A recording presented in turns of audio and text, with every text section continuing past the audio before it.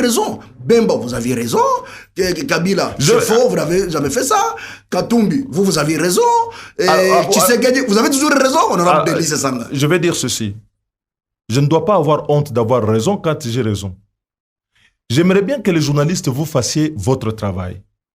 Lorsque j'ai dit, le jour de la proclamation de l'état de siège, que c'est une mauvaise décision, 2 heures après la publication de la décision, et qu'un an après, tout le monde dit ce n'était pas la bonne décision, y compris dans les instances politiques, y compris le président de la République lui-même, parce qu'il dit que bon, l'armée était dans un état compliqué.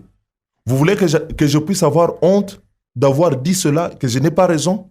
Lorsque j'ai dit que les troupes ougandaises les invitaient comme on les a invités, les opérations de mutualisation étaient une mauvaise opération, et que je retrouve après à Luanda le ministre des Affaires étrangères qui dit que James Kabarebe lui a dit que c'est les Ougandais qui ont fait rentrer les M23, vous voulez que moi je puisse rougir d'avoir eu raison?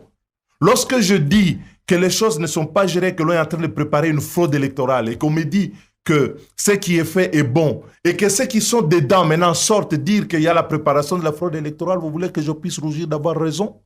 Lorsque je dis encore qu'il faut réduire les trains de vie de l'État et que l'on découvre que la gabegie est là, je vous dis, nous sommes un pays en guerre.